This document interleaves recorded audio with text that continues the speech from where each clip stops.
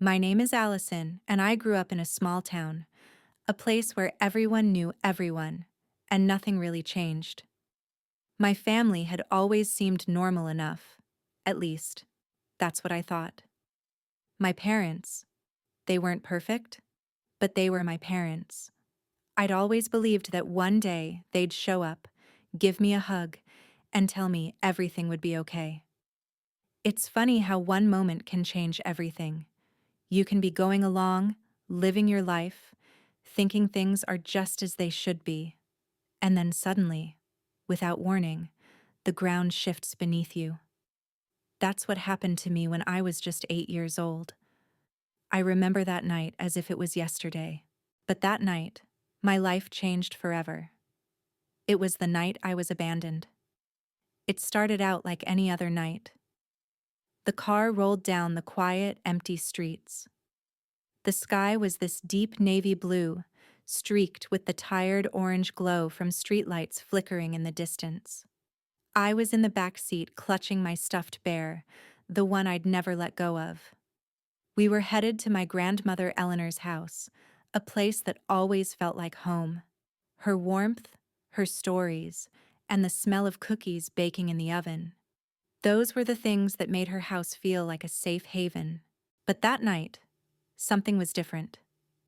The car stopped in front of my grandmother's porch, and as I sat there waiting for my mom to turn around and give me her usual tired smile, something strange happened. She didn't. Instead, she just sat there, gripping the steering wheel so tight that her knuckles went white. My dad, sitting beside her, didn't even glance back. He stared straight ahead, like I didn't even exist. My heart dropped. Something was off. And then, my mother spoke, her voice low, barely audible. "We just need some time to sort things out, Allison. Be a good girl and stay with Grandma for a while, okay?"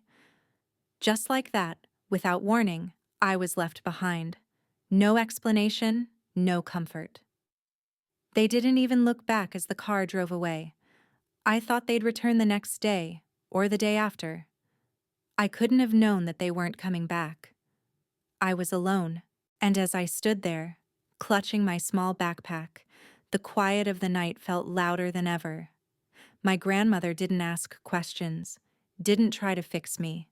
She just opened her arms, and in that moment, I knew everything was about to change.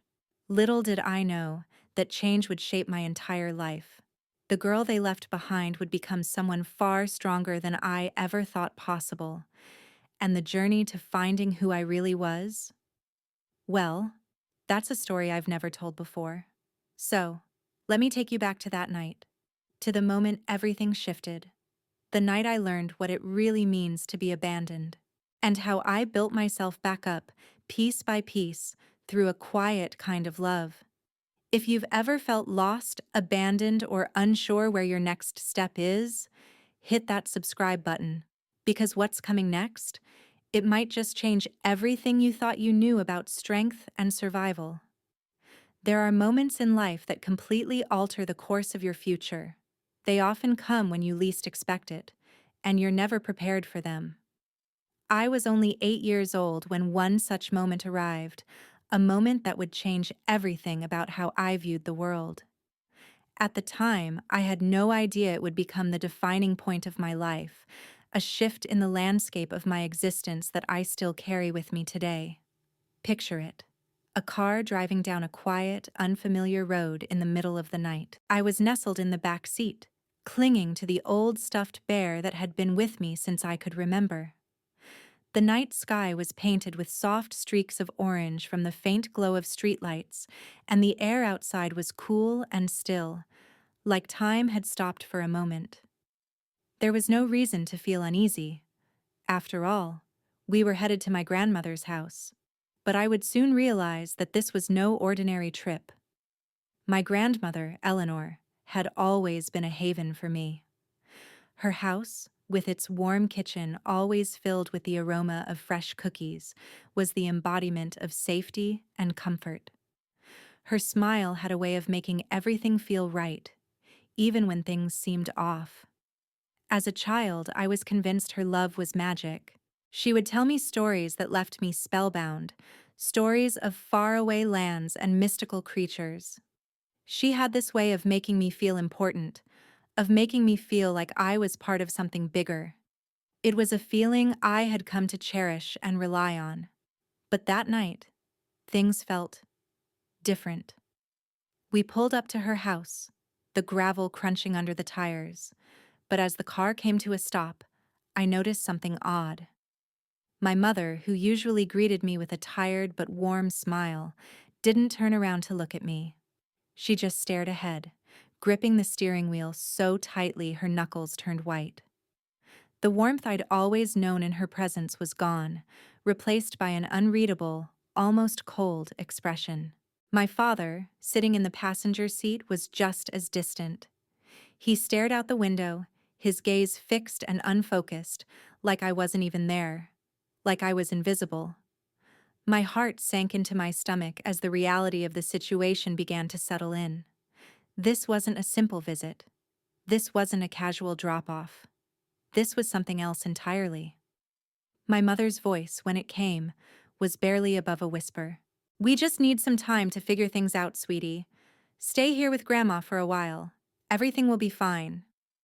She didn't say more than that, offering no explanation, no reassurance, and worst of all, no affection. No hug, no kiss. I was too stunned to protest. I nodded, not fully understanding what was happening but trying to convince myself it was just temporary. I dragged my small bag out of the car, looking back just once. The car was already driving away, my parents not even glancing back. Not even a wave. I was left standing there, alone, with only the echo of their departure in my ears.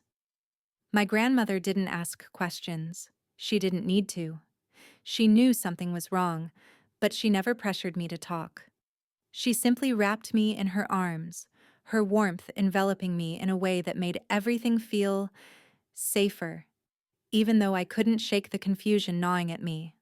Her house smelled like chamomile tea and fresh-baked bread, the scent of comfort in its most pure form. She made me my favorite dinner, chicken noodle soup, with soft rolls, but I could hardly touch it. My mind was elsewhere, replaying the image of my parents' car disappearing down the road. The next morning, I sat by the window, watching for their return. I convinced myself they were just late. They would come back. They had to. But hour after hour, the road remained empty. The cars that passed made my heart leap, only for it to fall again when they didn't stop. Days passed, and then weeks. I stopped asking when they would return, not because I didn't care, but because the truth was too painful to face. They weren't coming back. At school, I became the quiet girl, the one who smiled when others spoke about their families, but never added anything. When they asked where my parents were, I'd shrug and change the subject, pretending it didn't bother me. My teacher, noticing the shift in my behavior, called my grandmother in for a meeting. I remember peeking out the window of the classroom, watching her walk up the steps with her usual quiet dignity. She never scolded me for withdrawing. Instead, she made us hot cocoa that evening and sat by the fire with me, offering nothing but her steady presence. It was a kind of silence that spoke louder than words. She didn't try to fix me, she simply allowed me the space to be. And over time, I started to piece together the reality of what had happened. My parents had left, and they weren't coming back. My mother's absence wasn't just physical, it was emotional too. And the more I thought about it, the more I began to question myself. Why had they left me? Was I not enough? What was so wrong with me that they didn't want to stay? But then, my grandmother, who had always been there for me, taught me something important. She never answered those questions directly, but her actions spoke volumes. Every time she spoke to me, her words were quiet but powerful. "Some people aren't ready to be parents, but that has nothing to do with you, Allison. You're enough. Always have been." Her love wasn't loud or showy. It was consistent. like the steady rhythm of the seasons. She didn't need to make grand gestures. Her love was shown in the way she folded clothes with me, read the paper aloud, and taught me how to budget my money. I didn't realize it then, but these lessons were her way of preparing me for life. She wasn't just giving me affection, she was giving me strength. As the days turned into months, my world began to feel smaller. I wasn't the carefree child I used to be. The absence of my parents was a hollow space, one that only seemed to grow the more time passed. But in that void, my grandmother's presence became the anchor I desperately needed. She was unwavering in her support, her quiet strength a stark contrast to the emotional chaos I felt inside. I spent the majority of my time with her, helping her in the garden, cooking meals together, or just sitting at the table, watching her read. She didn't ask me to talk about my feelings, didn't try to convince me that everything was going to be okay. She simply let me exist in her presence. And that, more than anything, gave me a sense of safety.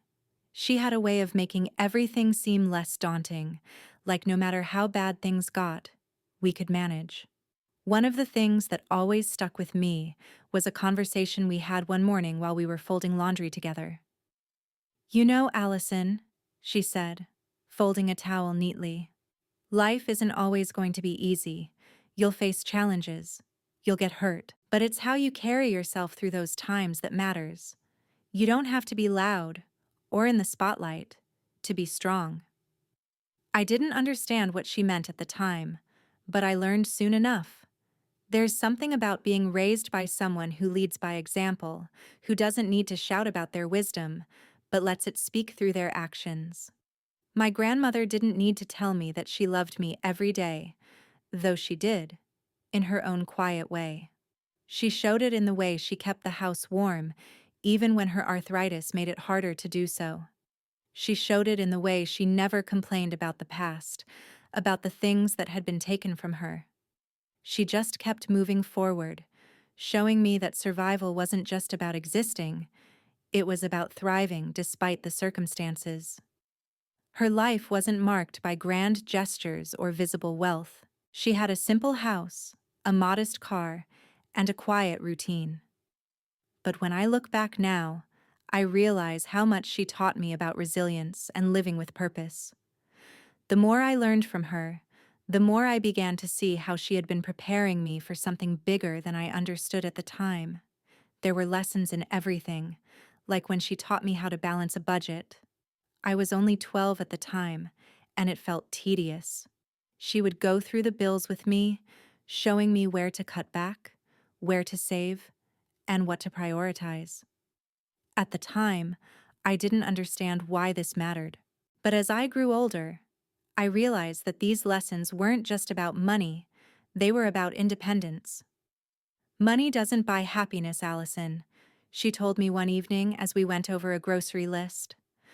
"But knowing how to manage it means freedom, and freedom is something no one can take from you." It was one of those moments that didn't seem important at the time, but it stayed with me. And later, when I found myself faced with the very real challenge of making my own way in the world, it was that sense of financial independence that allowed me to move forward without feeling weighed down by the things I couldn't control. My grandmother had never been rich, but she had lived in a way that ensured she never depended on anyone. She was self-sufficient, steady, and unwavering, and she passed that on to me without saying a word.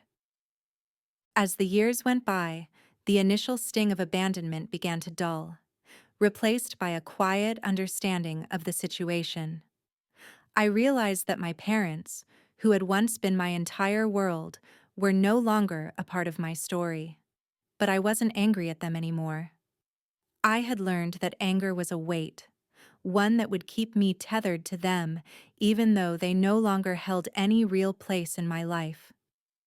Instead, I focused on the one person who had stayed, my grandmother.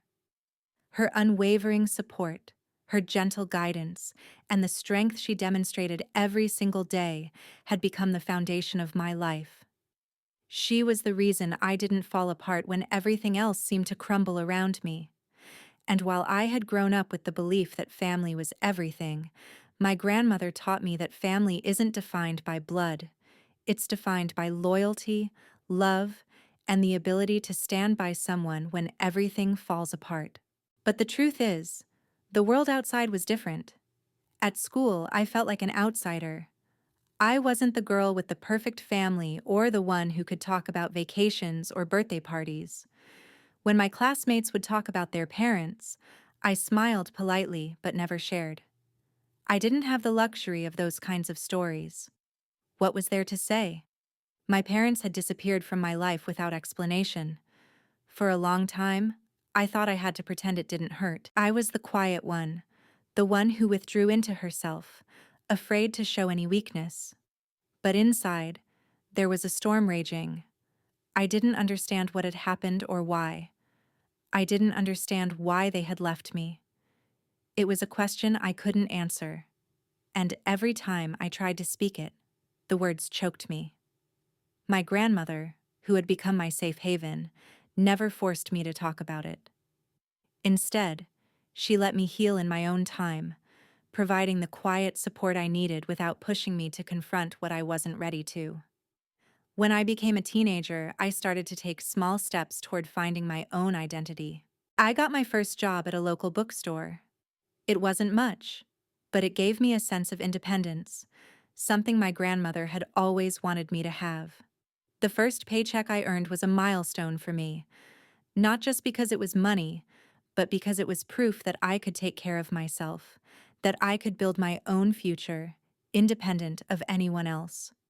And through all of it, working at the bookstore, finishing high school, navigating the loneliness, I learned something valuable from my grandmother: the importance of quiet strength. She was never loud or demanding. She didn't seek recognition for her sacrifices, but she gave everything she had to ensure that I was prepared for the world outside. I look back now and see the impact of those years with her. Every moment spent folding clothes together, every quiet meal we shared, every story she read to me. It was all part of a larger plan. She wasn't just keeping me company, she was shaping me. She didn't need to explain everything to me. She showed me how to live. I remember one night, sitting at the kitchen table, and my grandmother turning to me as I was helping her clean up after dinner. "Allison," she said softly, "you don't need to be the loudest to be the strongest. The quietest voices can carry the most weight." It took me years to understand what she meant. Strength, real strength, wasn't about being the center of attention. It wasn't about loud declarations or public displays of power. It was about resilience, about quietly persevering even when the world didn't seem to notice. It was about carrying the weight of the world on your shoulders without letting it break you. And as I grew older, I began to see the truth in her words.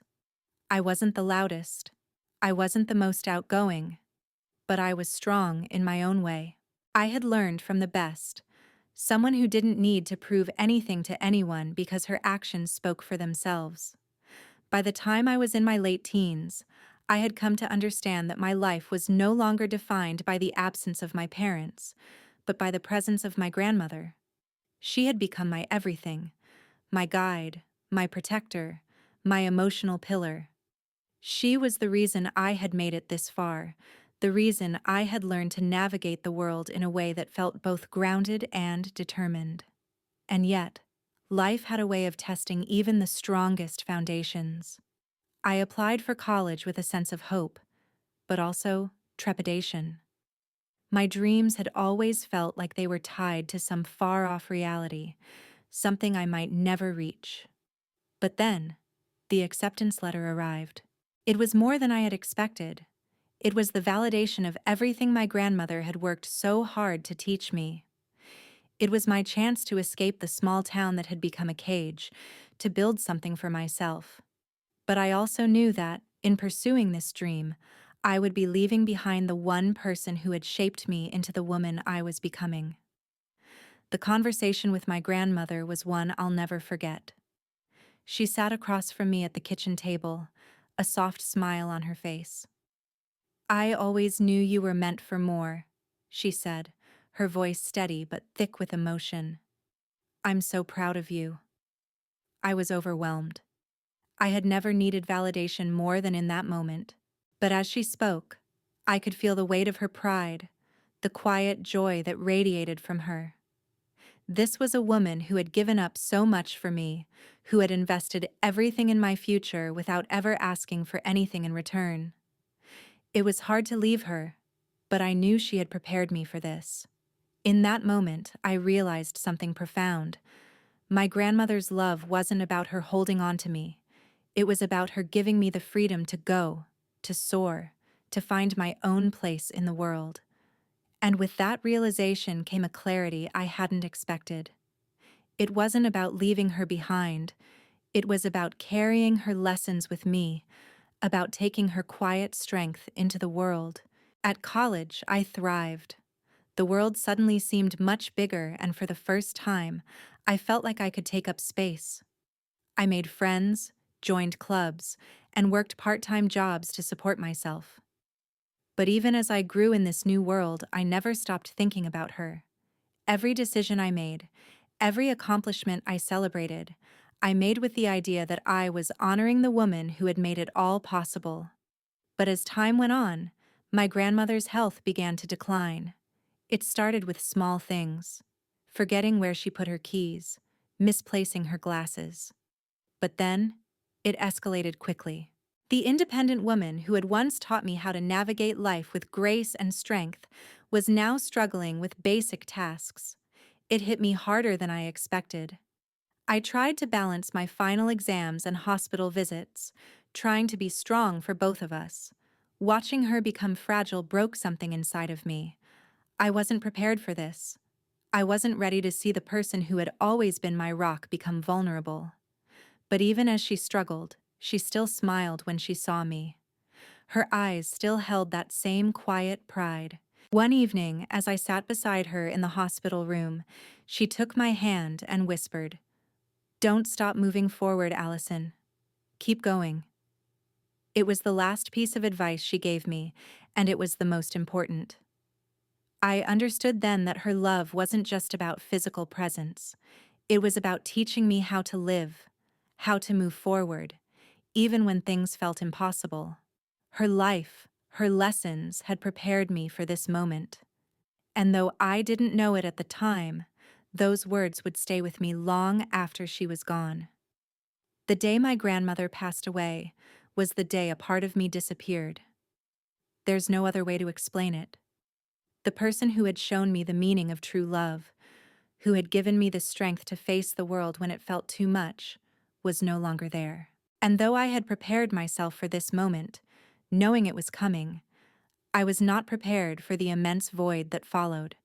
The house felt empty, colder somehow, even though it was still filled with her things, her books, her quilts, the dishes we had used together for years. All of it felt wrong without her presence, like I was walking through a memory that was too vivid, too real. But in the days that followed her passing, I began to understand something I hadn't before. She had already given me everything I needed: her love, her lessons, her quiet strength. They were all the tools I needed to navigate the world without her. She had taught me how to survive, but more importantly, how to thrive. The funeral was a blur, a sea of faces I didn't recognize, people from the town, old friends, former students who had been touched by her kindness. It was a strange thing, seeing so many people who had known her and loved her. But what struck me the most was the absence of the two people I had once called family, my parents. I saw them standing at the back of the church, looking like strangers. My father, thin and haggard, his face tired and hollow, and my mother, her glossy hair now dull, her eyes avoiding mine as if the very sight of me was something she couldn't bear. They didn't wave, didn't even acknowledge my presence. It was as if they were strangers, as if the years of silence between us had erased the connection entirely.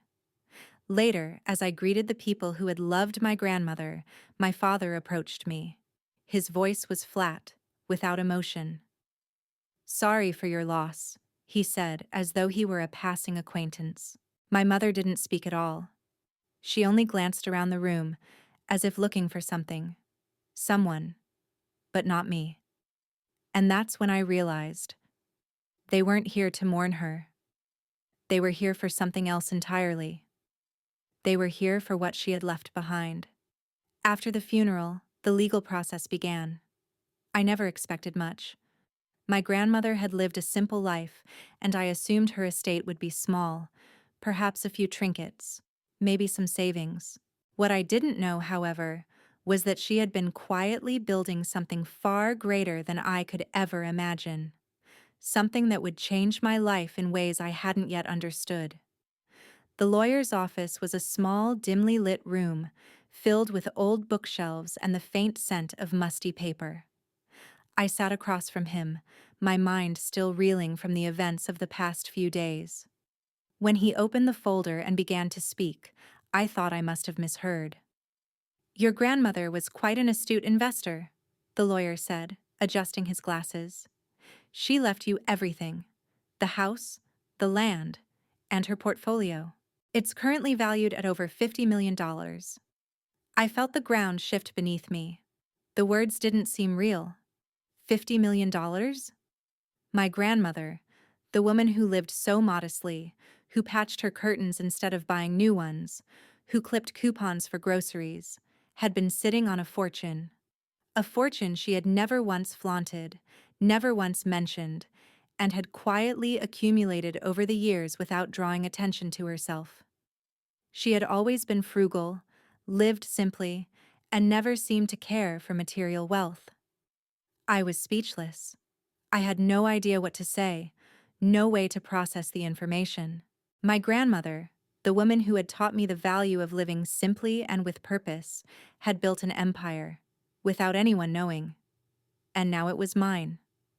But the shock didn't end there. As the lawyer continued reading, I saw my parents standing at the door. My father was fidgeting, his hands stuffed into his pockets, his eyes avoiding mine.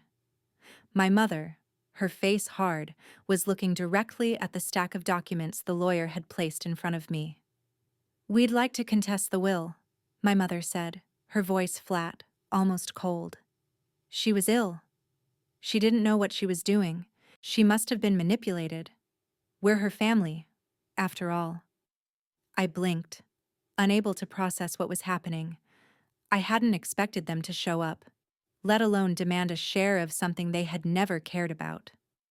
The lawyer was unfazed. "Your mother was of sound mind when she updated her will. She made her intentions clear. She didn't want either of you to receive a cent." I could see the disbelief on my parents' faces. They hadn't been expecting this. But what shocked me even more was the way they acted, as if they were entitled to something they had never earned, as if they had a claim to this wealth simply because they were related to me by blood. They weren't here because they cared about me. They were here because they wanted something my grandmother had worked for and built, something they hadn't cared to be a part of while she was alive. The lawyer looked at them coolly. "There's no room for appeals. The will is ironclad. Your mother was very clear about her wishes." My parents, undeterred, tried to argue. They claimed the will was a result of manipulation, that my grandmother had been too ill to make such decisions. They even went so far as to publicly slander me, accusing me of taking advantage of her, of somehow turning her against them. It was absurd. But it wasn't the first time they'd tried to rewrite the past, and it wouldn't be the last. The media quickly caught wind of the story, and the drama of it all unfolded in the public eye. The story of the girl abandoned by her parents, raised by her grandmother, only to inherit a fortune no one knew about, was something the media ate up. They wanted interviews, photographs, access, but I refused all of it. My grandmother had lived her life quietly, with dignity, and I was determined to honor her in the same way. The media didn't care about the truth.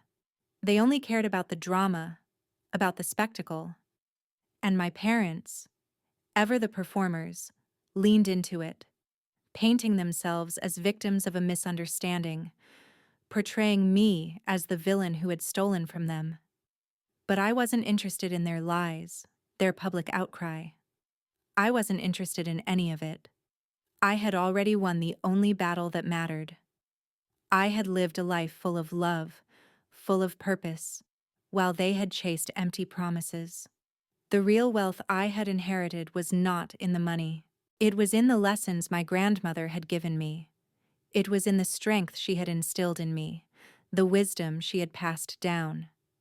I had been raised not just to survive, but to thrive, to live a life rich in love, not material possessions.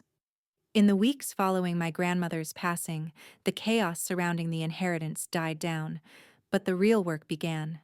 The money, the house, and all the assets were there. Yes, but they were just numbers, just material things. My grandmother had never sought wealth for the sake of wealth. It had always been about something deeper, something far more lasting. She had built something bigger than just her investments and savings. She had built a legacy, and now it was up to me to carry it forward. I knew exactly what I had to do. There was no doubt in my mind that I needed to honor her by making sure her values, her quiet strength, her belief in self-sufficiency, and her commitment to helping others lived on.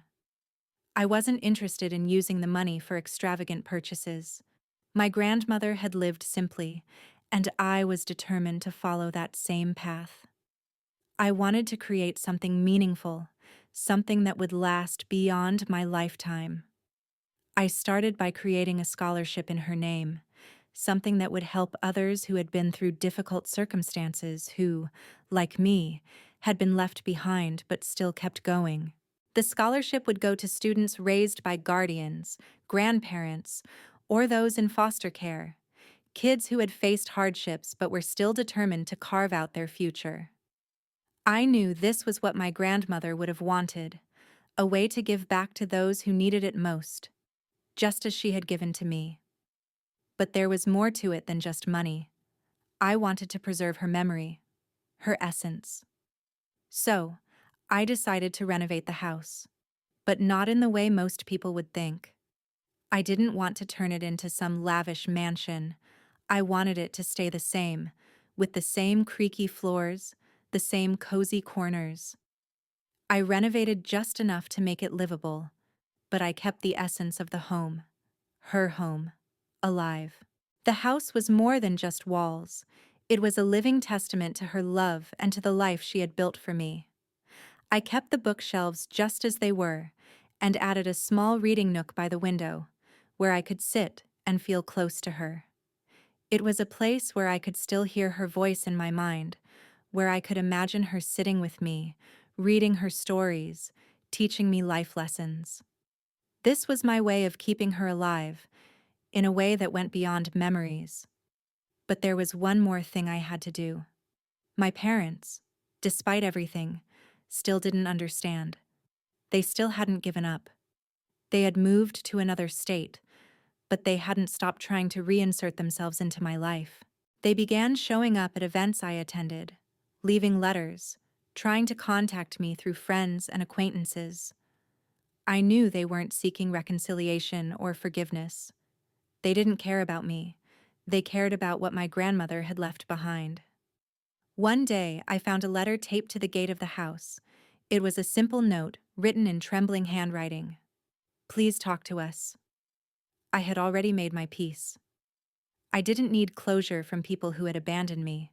I had found something better. Peace. Real peace. The kind of peace that comes from knowing who you are, knowing where you come from, and knowing what really matters. Despite their attempts to reach me, I didn't reply. I didn't owe them anything. They had made their choices years ago, and I had made mine. I had learned that true healing doesn't come from seeking validation or closure from others. It comes from within. It comes from forgiving yourself, from letting go of the weight of the past, and from choosing to live your life on your terms. As the years passed, the house began to feel like a place of sanctuary again. It wasn't just mine anymore. It was a home for the community, for those who had been left behind, just like I had. I started hosting monthly dinners for children in the neighborhood, especially those who were being raised by grandparents or in foster care. We shared meals, played board games, and talked about dreams.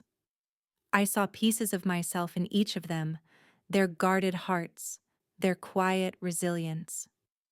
These dinners became a way for me to pass on what my grandmother had given me: love, patience, and the belief that even broken people can bloom. It was healing for me, and I could see that it was healing for them too. As the months passed, I began to notice a change in myself. The house was no longer just a place where I lived. It had become a symbol of everything my grandmother had given me: love, resilience, and the quiet strength to keep going. But it wasn't just the house or the wealth that mattered. It was the way I was choosing to live my life, the way I was choosing to honor the lessons she had taught me. I had started mentoring teens at the local community center, young people who reminded me so much of myself at their age: lonely, unsure, but brimming with potential. One girl, in particular, Mariah, stuck out to me. She had been left with her aunt after her parents fell into addiction. She was shy, but there was a fire in her eyes that I could see, even if she tried to hide it. Mariah reminded me of the girl I once was, the girl who was abandoned, the girl who didn't know how to trust, but also the girl who still had hope, still had a desire to make something of herself, even when it seemed impossible. We began working together on college prep, but it wasn't just about academics. It was about giving her the confidence to believe in herself, the strength to push through when life felt unfair. As we spent more time together, she began to open up. She talked about how scared she was to love anything again because of the hurt she'd felt. And I understood. I had felt the same way when my parents left me, but I also knew that the only way to move forward was to allow yourself to love again, to trust again. My grandmother had shown me that love wasn't something that was given or taken away by others. It was something you carried with you, something that grew stronger the more you shared it. One day, after helping her apply for college scholarships, I offered her a spot in my grandmother's scholarship program. I saw the way her eyes lit up when she realized what it meant. She cried, and I held her, letting her know that she wasn't alone. I told her, "You're not alone, Mariah. You've got this." It felt like a full circle moment. My grandmother had saved me, not with money, not with grand gestures, but with love. And now I was doing the same for Mariah. I was giving her the gift of believing in herself, of knowing that even though life had been hard, she was capable of great things. Through my work with Mariah and the other teens, I began to realize that the true meaning of family wasn't just blood. It was about the people who choose to stand by you, the people who choose to show up for you when you need it most. My grandmother had been my family, even though we weren't related by blood. And now I was building my own family, one that was made up of people who understood each other, who supported one another through thick and thin. It wasn't about the inheritance, or the house, or the money. It was about creating something that would last, something that would outlive all of us. A community of love, resilience, and support. A place where the broken could heal, and where no one would ever feel abandoned again. And as I continued to mentor and guide the young people in my life, I could feel my grandmother's presence with me. She was there in every lesson I taught, in every word of encouragement I gave. It was as if she were still guiding me, still showing me how to lead with kindness, how to create a space where others could thrive. As time went on, the echoes of my parents' attempts to re-enter my life faded into the background. Despite their occasional letters, visits, and public displays, I had made peace with the fact that they were never going to be the parents I needed them to be, and that was okay. The more I reflected on it, the more I realized that forgiveness wasn't about reconciling or inviting them back into my life. It was about releasing myself from the weight of their mistakes. Forgiveness, I came to understand, wasn't something I did for them. It was something I did for me. It was about letting go of the anger, the resentment, and the need for answers. I had spent years wondering why they left, why they abandoned me. But those answers were never going to come in a way that would make sense. I had to forgive them, not for their sake, but for mine. I remember the day I received the letter from my father. The handwriting was shaky, and the envelope was wrinkled, as if it had been handled with uncertainty. When I opened it, the words inside were short, but heavy. "Allison," it began, "I don't expect forgiveness. I know I failed you in every way a father can, but I wanted to say that not a day goes by where I don't regret it. Your mother, she still blames the world, but I see it now. We were wrong. You didn't deserve what we did to you." I stared at the paper for a long time. My mind raced. I wasn't sure how I felt. Part of me wanted to be angry, furious even. They had hurt me after all. But another part of me felt nothing. Not because I didn't care, but because I had already come to terms with the fact that they weren't going to be the parents I wanted them to be. I had already built a life that was full, one that didn't need their approval or validation. I didn't respond to the letter. I didn't need to. I placed it in a wooden box where I kept my grandmother's letters, not out of spite, but because I believed in remembering the full story, not just the parts that were easy to digest. My grandmother had always told me, tell the truth, even when it's messy, especially then. And the truth was, I had loved them, my parents, despite everything. The little girl I used to be had wanted nothing more than to be chosen, to be loved. But she wasn't chosen, and she wasn't loved the way she deserved. And it hurt. It hurt deeply. But I had learned to let go of that hurt, to find peace in the life I had now. I wasn't going to waste any more of my energy waiting for a love that wasn't coming. I had been given a different kind of love, the kind that built me up, made me stronger, and gave me the tools to thrive. The love that came from my grandmother had been enough. In fact, it had been more than enough. I didn't forgive my parents to let them off the hook. I forgave them to free myself from the burden of their absence. And once I let go of that weight, I felt lighter, stronger, and more whole than I had ever felt before. As I continued to build a life for myself, one that was grounded in purpose, resilience, and compassion, I began to see the true extent of my grandmother's impact on me.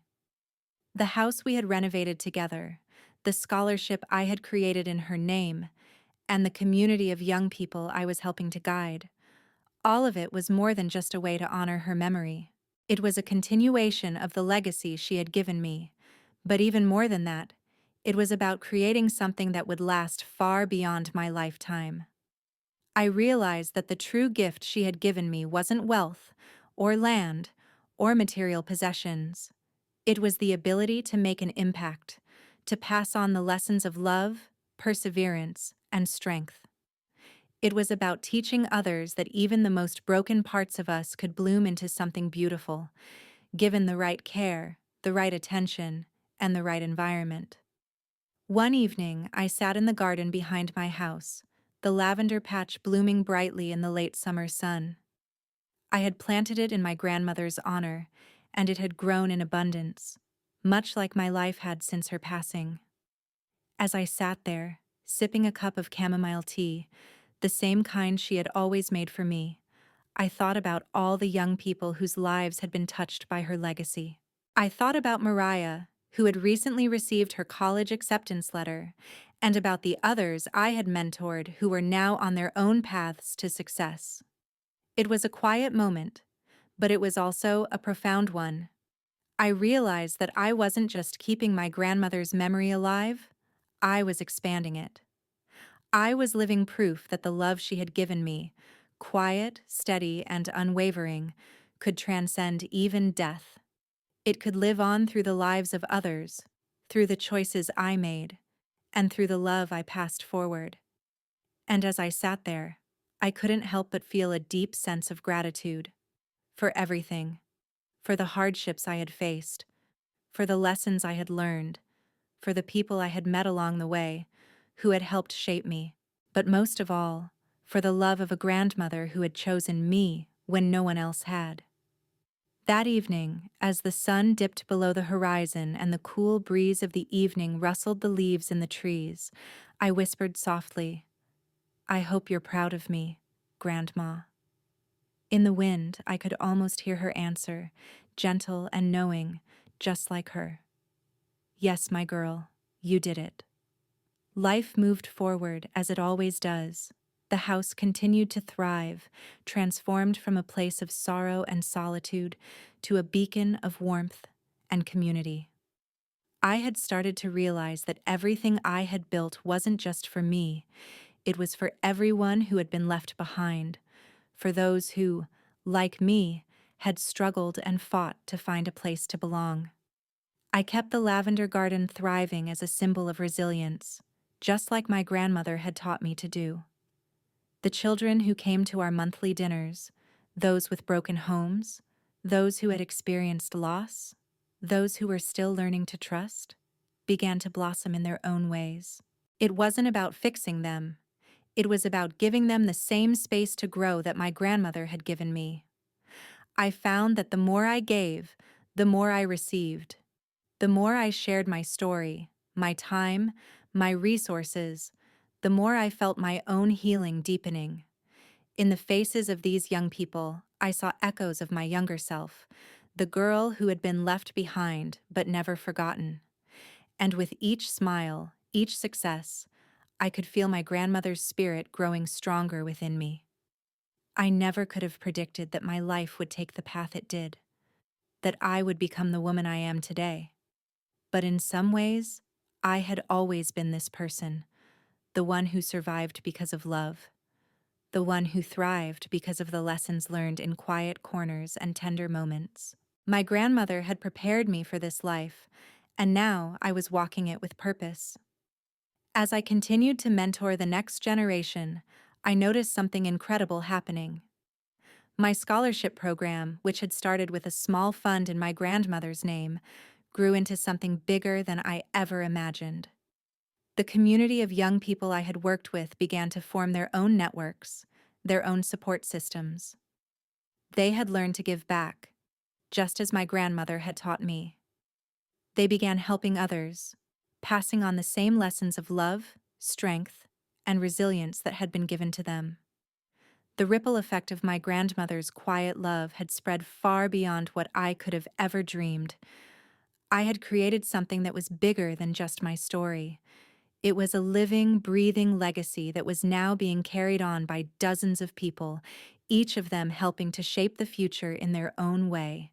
Years passed, and I continued to live a life rooted in purpose and love, much like my grandmother had. The house, still filled with memories, became a hub for those who needed it most, a safe space for the lost, the broken, the misunderstood. It wasn't just a building, it was a sanctuary, a living testament to the legacy of a woman who had never asked for anything but had given everything. And as the years went by, I started to understand something even deeper about my grandmother's influence. She had never sought recognition, never craved praise. Her love wasn't flashy or loud, but it was constant. She had shown me that true wealth isn't measured in money or possessions. It's measured in the impact you have on the world, the lives you touch, and the love you give. I remember one evening, sitting by the fireplace in the house that had once been a place of isolation, but had now transformed into a beacon of light. I was older now, with a deeper understanding of what had happened in my life, of how my journey had shaped me into who I was. I had created something meaningful, something lasting, and it was all because of the lessons my grandmother had imparted to me. One evening, after a particularly heartfelt conversation with one of the teens I mentored, I found myself sitting alone in the garden, watching the sunset. The lavender, which had grown in abundance, was beginning to fade into the cooler months, but it still held on to its vibrancy.